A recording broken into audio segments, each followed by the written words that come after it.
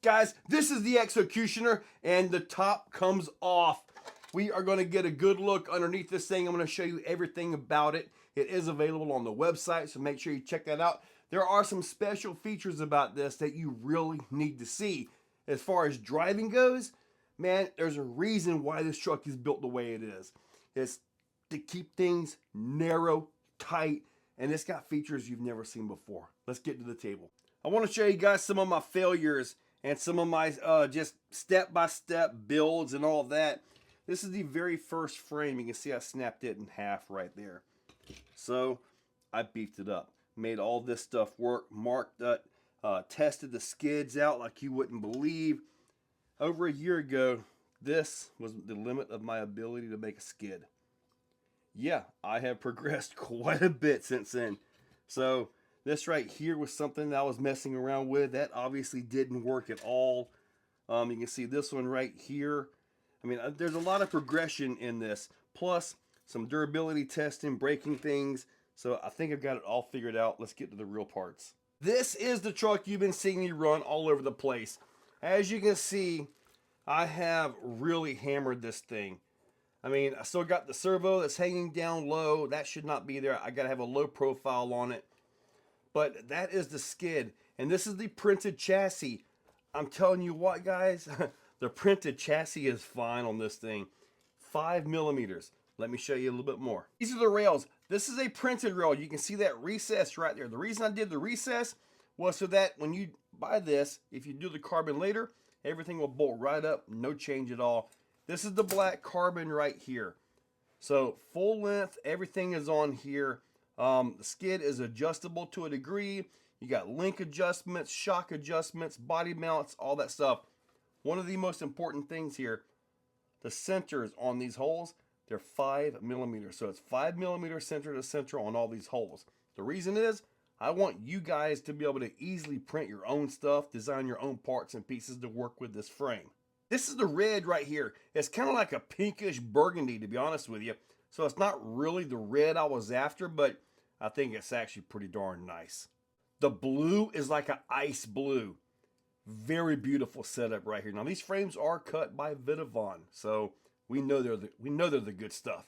Let's talk about skids. Skids are everything. This is what hits the rocks. So therefore, you've got this area right here to slide. That's what it's meant for. So you can slide on the rocks. If you look real closely, you can see all the contact. So all the contact, there's a little bit that is up in there, but most of it comes in about right here and back. So that's a really nice feature. I really like that. It makes the whole transition all the way through super smooth. Also the back right here, look at this. You can see where I've been all up through here on it as well. That's what the whole thing is about. One of the nicest skids as far as like RTR trucks is actually on the Vanquish. The Vanquish has a really nice skid setup all the way through. The secret to this skid is all in the profile. This is not a grater blade. So many skids out there, you know, you'd have this big flat piece going across, and it's basically like a grater blade. This is not that. And I wanted to get away from the standard issue grater blade design, and so now we have this. When you assemble this, this is very important, all right? This right here goes to the front, and the frame does not come out here. The frame goes to the inside. So the frame goes to the inside of this, and let me show you. One of the easiest ways I've found to do this is using like a tool like this right here I got with the Arma cars. You can go through here and put this together. You want to put this together before you put the transmission in, and just simply center it up. Obviously, you have some adjustments here to move the skid forward or back. I like mine like right here, lined up perfectly with all three of those, and just ready to go. This is what it should look like right here. Now, if you have the plastic chassis, they have this recess, so it'll kind of be overlapping this right here. Now, if you look at this, you'll see these three holes.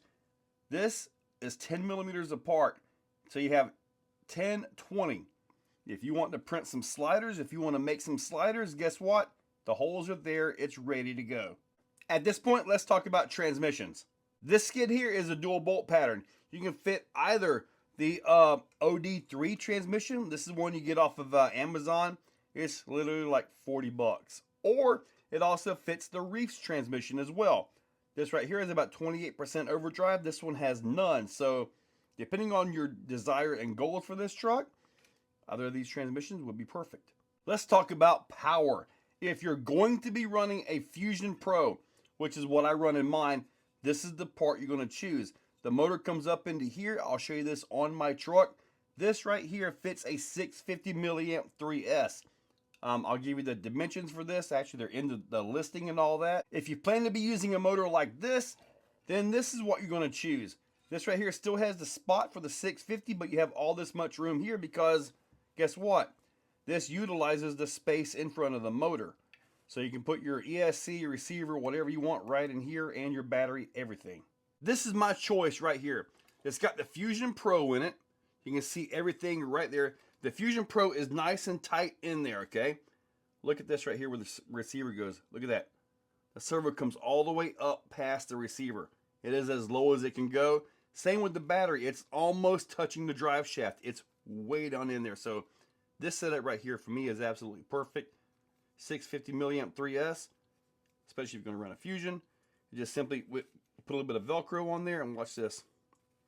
It pushes in perfectly, and that's the actual setup. This is the setup that I like right here. As far as shocks go, I highly recommend the Deluxe Fab shocks for this here, the Drivetrain, and complete with the offset caps, just because it allows you more options to do things. Look at the front right here. See that? With the Mias dual ISO connecting joint axles, I've got a lot of turn on it, and that gets the shock up out of the way, which also the bottom links and top links, we'll get into all that, but everything clears beautifully because of this right here. I highly recommend these shocks. Look at the clearance on my steering. Look at that. Right there. Super smooth. Everything clears. That's why I really like this setup right here, and that's why I brought these links in. So they're close to the motor. They could get close to this mount right here, but you know what? This is what works. I've got massive turn. You guys have seen all that, right?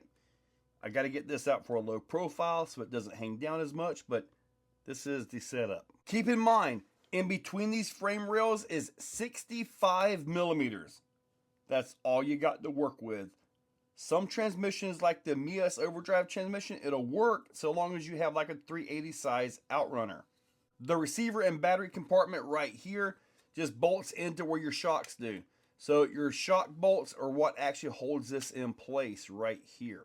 Something just like that. Keep in mind, you're going to want to have two bolts right here. Make sure you use the appropriate screws so the screw head or the threads do not come out here, because that can puncture your battery.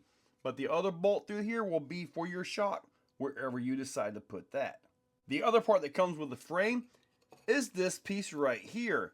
And this goes right into here, and it's adjustable anywhere you want to put it. You can put it for additional electronics, receiver, whatever you want.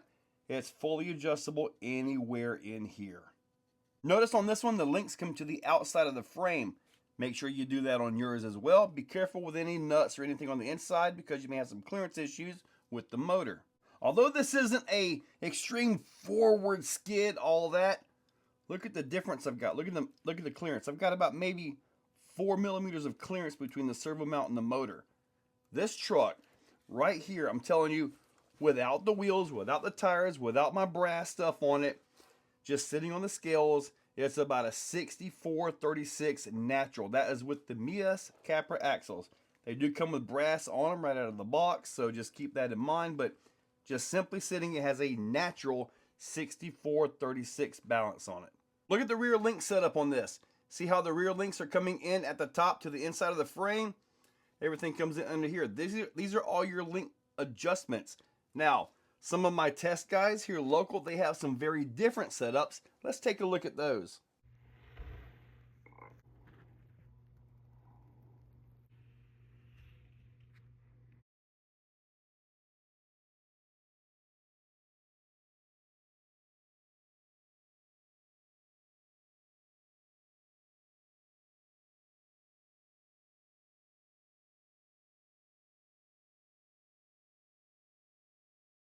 Let's talk about links and wheelbase. I'm going to post up all the links of these links right here for you guys to check out. The fronts are pretty much set. I've already showed the clearances for this one right here. Now, if you have a axle with servo up here, or you have something like that going on, then obviously you'll make the adjustments. But for what I'm doing right here, we're right about, get this lined up perfectly, about right there. And we are about 12.827658309, something like that. So just under 13 as it sits. Let me show you the links. From everything I'm hearing, this is probably the perfect wheelbase. However, there are two trucks, and one of them I saw today built as a class 1 on 12-inch wheelbase, went right up hopper. Look at that. I've never seen a class 1 4.19 tire truck do it. Now granted, he was still on this skid right here, which is not class 1 legal by SORCA. For us, we don't follow SORCA too much. It's legal for us. However, I do have a flat skid in the works, so hopefully I'll be able to get that done soon. In this area, everything is packed in. Now this is for the Fusion, okay? This fits a 650 milliamp battery, 3S. I do have a version of this that can take an 850 milliamp. That will be on the website, so all links are down below. So to wrap this up, I cannot wait to see you guys with this setup right here, man. I'm looking forward to seeing what you guys build with it. All the bolts, you know, being on 5mm centers should leave a lot open for you guys to just build all kinds of stuff. Maybe you guys will build new skids for it, chassis pieces, body mounts, whatever. I can't wait to see what you guys build with it. I'm sure you guys have all heard of Fine Laser Designs, right? Well, guess what? He makes a body mount kit for this. No body clips. Check that out. Full kit right here. This happens to be 2 kits, but yeah, you'll get 2 of these and all your bolts and attachments and everything. How awesome is that? It bolts right in place of this right here, and it goes to the inside of the chassis in the back and the front. So it just simply bolts right in. Then you set your body on top of it, put the latches in, and you're good to go. I have one last piece to show you guys for the body mounts. If you want the cab, but you don't want any bed at all, this right here is your piece. This will bolt into the frame using these holes right here, and it's actually adjustable. So you can set the cab where you want it to be, then pop your hole for your front body mount, and you're good to go. I hope you watched all this to the end, guys. This is a big deal for me. Really big deal. As I get these out, give me some time to get these things done. I've got a lot of stock build up, but I don't know if I have enough what you're gonna want, you know. I hope so. I'm really hoping this works out. There's a lot invested in this. So, but guys, check that description. This is linked right there. Fine Laser Designs, all that. I hope you guys get these things, and I hope you guys go out and have a lot of fun with them, because that's the #1 thing in this hobby, right? Competition, yes, I get it, but fun. Fun is #1. Because if you don't enjoy it, you wouldn't be doing it, would you? Guys, check that description and get yourself an executioner. Have a good one. If you're still watching, you are top shelf. You are the cream of the crop, the pick of the litter. You are phenomenal. Thank you for watching to the end of the video. It means a lot to me. Now, down below, there are links for the products you see, also for channel memberships. If you guys want to be a part, channel members get early viewing on pretty much everything that I can. So, guys, check that description. There's a lot of info down there. Thank you all for watching.